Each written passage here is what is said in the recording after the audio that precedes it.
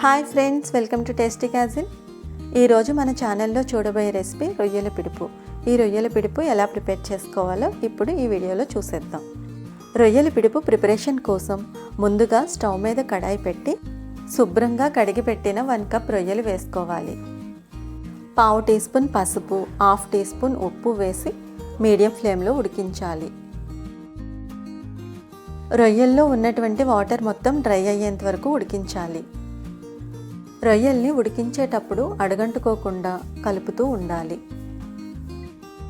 రొయ్యల్లో ఉన్నటువంటి వాటర్ అంతా ఇలా డ్రై అయ్యేంత వరకు ఉడికించుకోవాలి. ఇప్పుడు స్టవ్ ఆఫ్ చేసి రొయ్యల్ని చల్లార్చాలి. ఇలా చల్లారిన రొయ్యల్ని మిక్సర్ జార్లో వేసుకుని బరకగా గ్రైండ్ చేయాలి. రొయ్యల్ని బరకగా మిక్సీ పడితేనే రొయ్యల పిడుపు రుచిగా వస్తుంది. ఇలా గ్రైండ్ చేసిన రొయ్యల పిడుపుని ఒక ప్రక్కన ఉంచుకొని రొయ్యల పిడుపుకి కావలసిన మసాలాని రెడీ చేసుకుందాం. మసాలా కోసం 8 వెల్లుల్లి రెబ్బలు, వెల్లుల్లిలో సగం అల్లం తీసుకోవాలి. 1 టీ స్పూన్ గసగసాలు, 1/2 టీ స్పూన్ జీరా, 4 లవంగాలు, కొంచెం వాటర్ వేసి దంచాలి. మసాలా మెత్తగా అయ్యేంత వరకు దంచుకోవాలి. ఇప్పుడు ఒక ప్లేట్లో ముందుగా గ్రైండ్ చేసిన రొయ్యల పిడుపుని వేసుకోవాలి.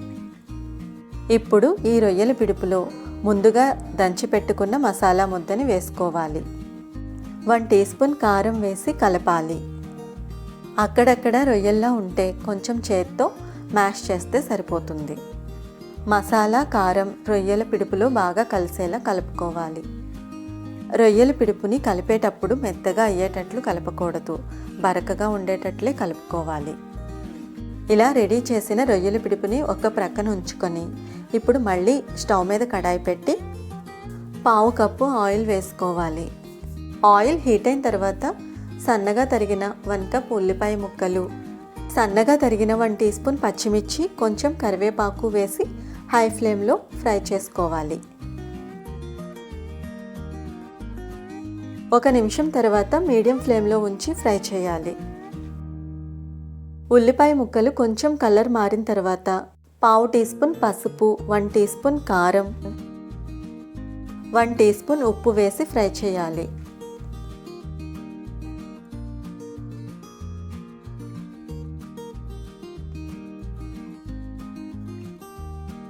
కారం వాసన తగ్గిన తర్వాత ముందుగా రెడీ చేసినటువంటి రొయ్యల పిడుపుని వేసి 2 నిమిషాలు హై ఫ్లేమ్లోను, 3 నిమిషాలు మీడియం ఫ్లేమ్లోను వేయిస్తే రొయ్యల పిడుపు రెడీ.